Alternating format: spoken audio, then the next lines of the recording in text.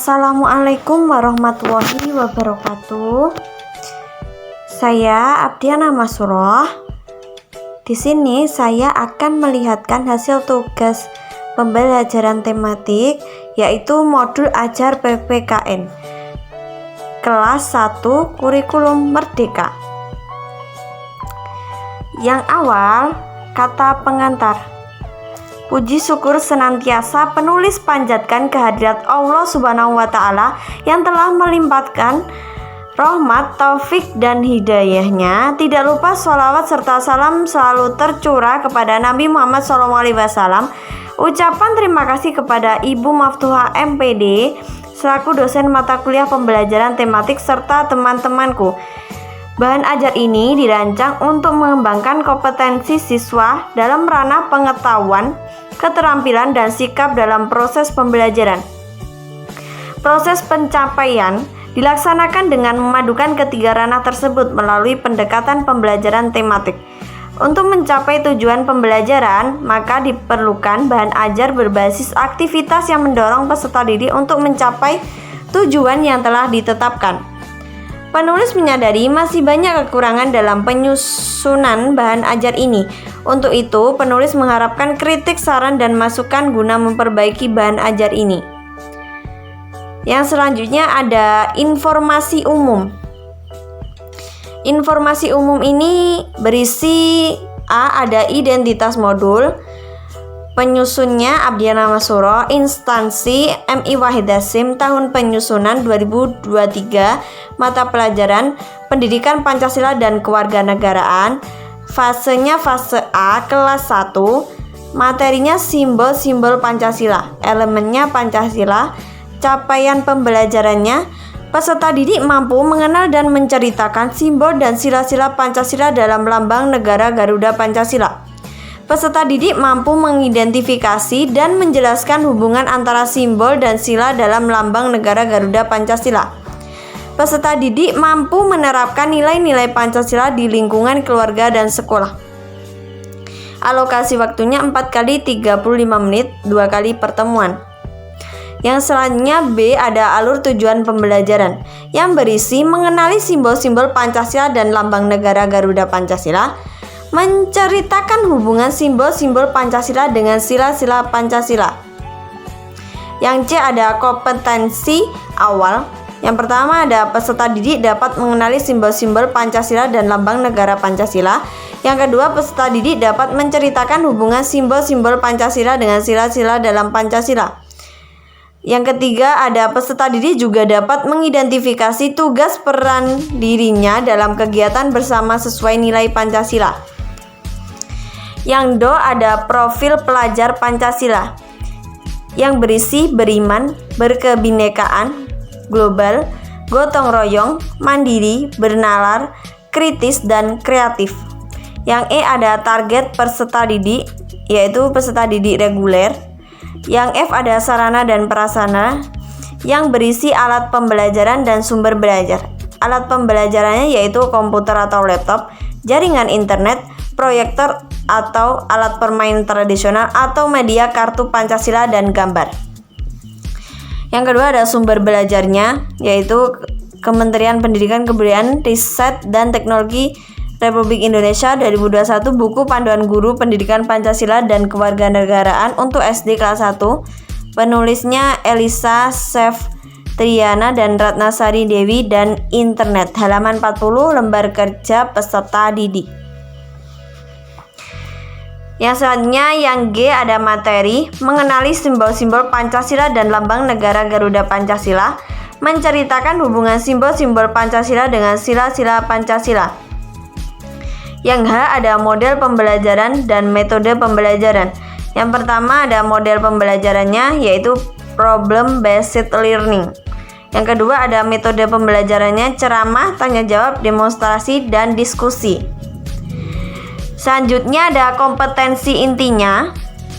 Yang A, ada tujuan kegiatan pembelajaran yang berisi alur tujuan pembelajaran, yaitu melalui kegiatan menjelaskan makna masing-masing sila, peserta didik dapat menunjukkan sikap sesuai dengan nilai Pancasila terhadap diri sendiri dan orang lain sebagai tanda syukur kepada Tuhan Yang Maha Esa.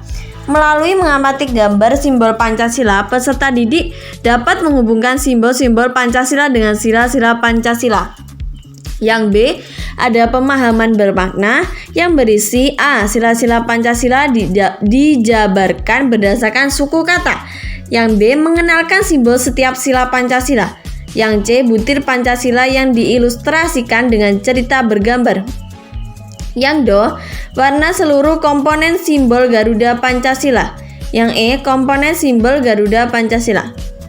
Selanjutnya yang C, pertanyaan pemantik, yaitu yang pertama ada berapa sila-sila Pancasila. Yang kedua, bagaimana isi teks Pancasila. Yang ketiga, seperti apa pembacaan teks Pancasila. Yang keempat, apakah kalian pernah mendengar atau menyaksikan pembacaan teks Pancasila? Yang kelima, apakah kalian sudah mengenal atau mengetahui warna-warna pada lambang Garuda Pancasila? Yang selanjutnya ada D, kegiatan pembelajarannya. Yang pertama, kegiatan pendahuluan 15 menit yang berisi guru memberikan salam dan mengajak berdoa, kemudian melakukan komunikasi tentang kehadiran siswa. Selanjutnya, guru mengulas kembali materi yang disampaikan sebelumnya. Lalu guru menyampaikan tujuan pembelajaran hari ini. Selanjutnya ada kegiatan intinya, yaitu 60 menit. Yang pertama, guru mengajak peserta didik melakukan kegiatan mengamati sebuah gambar teks Pancasila pada tampilan slide PowerPoint pada layar LCD proyektor. Yang kedua, setelah peserta didik mengamati gambar tampilan di LCD, peserta didik diberi pertanyaan tentang makna dari salah satu teks sila Pancasila dan untuk dikaitkan dalam kehidupan sehari-hari. Yang ketiga, ada guru meminta peserta didik membacakan teks Pancasila, kemudian guru memberikan penjelasan tentang makna setiap sila dan kaitannya dalam kehidupan sehari-hari. Dan guru menjelaskan makna warna kuning, putih, hitam, merah, dan hijau pada lambang Garuda Pancasila, terutama arti keberanian dan kemakmuran sebagai pribadi bangsa Indonesia, yang mana pribadi bangsa selalu mencerminkan nilai-nilai baik dan positif dalam kehidupan sehari-hari. Yang keempat, lalu guru membentuk kelompok. Setiap kelompok terdiri dari 4 atau 5 peserta didik. Yang kelima, di dalam kelompok peserta didik berdiskusi untuk menuliskan teks Pancasila dan untuk mencocokkan warna dengan simbol Garuda Pancasila. Kegiatan ini termuat dari LKPD, Lembar Kerja Peserta Didik. Yang keenam, guru meminta setiap kelompok untuk maju di depan kelas untuk mempresentasikan hasil pekerjaannya. Peserta didik lain diberi kesempatan untuk berkomentar, lalu guru memberikan penguatan. Yang terakhir ada kegiatan penutup, yaitu 10 menit. Yang pertama, peserta didik bersama guru melakukan refleksi atas pembelajaran yang telah berlangsung. Yang kedua, peserta didik bersama guru menyimpulkan hasil pembelajaran pada hari ini. Yang ketiga, kelas ditutup dengan doa bersama dengan dipimpin salah seorang peserta didik. Yang E, ada asesmen atau penilaian. Yang pertama ada asesmen diagnostik dilakukan sebelum kegiatan berlangsung.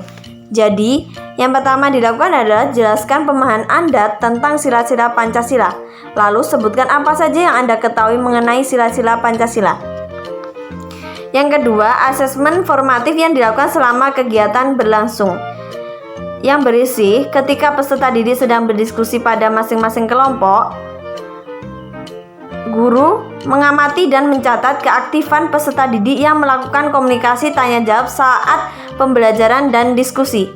Ketika menemukan peserta didik yang kurang aktif, guru menanyakan ada kesulitan dan mengingatkan kegiatan yang harus segera diikuti dan dikerjakan. Lalu guru meminta peserta didik untuk menuliskan sekilas hasil dari belajar sebagai bentuk refleksi pembelajaran. Yang ketiga ada asesmen sumatif yang dilakukan setelah pembelajaran selesai, yang berisi mengerjakan soal dalam bentuk uraian dan ditentukan batasan waktu mengerjakan. Butir soalnya sebagai berikut. Bagaimana bunyi sila kedua Pancasila? Yang kedua ada apa bunyi sila keempat Pancasila? Yang ketiga, berapa jumlah sila Pancasila? Yang keempat, keadaan sosial bagi seluruh rakyat Indonesia merupakan sila keberapa? Yang F ada kegiatan pengayaan dan remedial. Yang pertama, deskripsi remedial. Tugas ini merupakan remedial bagi peserta didik yang belum tuntas dalam pembelajaran sila Pancasila sehingga dapat menuntaskannya sesuai tujuan pembelajaran. Tugas berupa proyek pembuatan portofolio satuan waktu dari berbagai sumber. Lalu peserta didik yang mengerjakan remedial dibantu oleh peserta didik lainnya yang merupakan peserta program pengayaan pembelajaran sila Pancasila. Selanjutnya, membuat portofolio mengenal dan membandingkan dalam bentuk tabel sebagaimana contoh atau kreasi lainnya yang sesuai. Yang kedua ada deskripsi pengayaan, yang berisi tugas ini merupakan pengayaan bagi peserta didik yang tuntas di atas rata-rata dalam pembelajaran sila Pancasila sehingga dapat membantu peserta didik lainnya dalam menuntaskan pembelajaran sesuai tujuan. Lalu peserta didik membantu dalam proyek pembuatan portofolio dalam pembelajaran sila Pancasila dari berbagai sumber. Yang selanjutnya ada G, refleksi. Yang pertama ada refleksi siswa yang berisi apakah pembelajaran hari ini menyenangkan. Selanjutnya, pada bagian kegiatan manakah yang kamu anggap menyenangkan? Apa yang kalian lakukan untuk memperbaiki hasil belajar kalian? Yang kedua ada refleksi guru yang berisi apakah tujuan pembelajaran tercapai? Kesulitan apa yang dialami siswa dan akan saya perbaiki untuk bab berikutnya? Lalu kegiatan apa yang paling disukai peserta didik? Selanjutnya, kegiatan apa yang paling sulit dilakukan peserta didik? Untuk selanjutnya, lampiran atau proses pembelajaran yang berisi teks Pancasila, makna setiap teks Pancasila, dan ini gambar kartu Pancasila. Makna setiap teks Pancasila, yang pertama, sila pertama ini mengartikan bahwa kita sebagai warga negara Indonesia mempercayai dan bertakwa kepada Tuhan. Untuk sila kedua ini, kita sebagai warga negara diminta untuk memahami bahwa setiap manusia memiliki derajat yang sama, sehingga kita harus saling menyayangi satu sama lain. Yang ketiga, sila ketiga, berarti kita harus menempatkan kesatuan persatuan dan kepentingan negara dari kepentingan masing-masing. Sila keempat ini mengajak kita untuk tidak memaksakan kehendaknya pada orang lain dan mengutamakan kepentingan negara dan orang lain. Terkadang kita akan menemukan perbedaan pendapat dan cara pandang, namun kita harus menyelesaikan dengan cara bermusyawarah atau berdiskusi. Yang terakhir, sila kelima ini berarti mengembangkan perbuatan luhur dengan cara kekeluargaan dan gotong royong, selalu bersikap adil. Selain itu, kita harus seimbang antara hak dan kewajiban dengan juga menghormati hak-hak orang lain.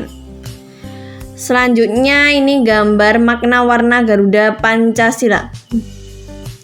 Warna putih memiliki arti kesucian, kebenaran, dan kemurnian. Warna hitam memiliki makna keabadian. Warna merah memiliki artian keberanian. Warna kuning berarti kebesaran, kemegahan, dan keluhuran. Warna hijau berarti kesuburan dan kemakmuran. Ini untuk LKPD-nya. Lembar kerja peserta didik ada sekolahnya, kelas, muatan pelajaran, materi, alokasi waktu. Di sini ada kelompok dan namanya. Tujuannya ini melalui pengamatan pada tampilan slide PowerPoint, LCD, dan pengalaman siswa dapat menuliskan teks sila pada Pancasila. Yang kedua, melalui mengamati gambar dan menyimak video simbol Pancasila, peserta didik dapat menghubungkan simbol-simbol Pancasila dengan sila-sila Pancasila.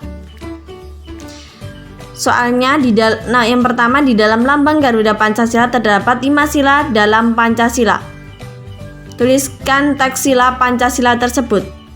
Yang kedua, perhatikan simbol warna bola dan simbol Garuda Pancasila. Kemudian cocokkan warna bola dengan simbol Garuda Pancasila agar warnanya sesuai. Lalu ini yang tabel hijau ini untuk jawab nomor 1, yang 2 ini yang gambar putih ini untuk jawaban nomor 2. Sekian, terima kasih. Kurang lebihnya mohon maaf. Wassalamualaikum warahmatullahi wabarakatuh.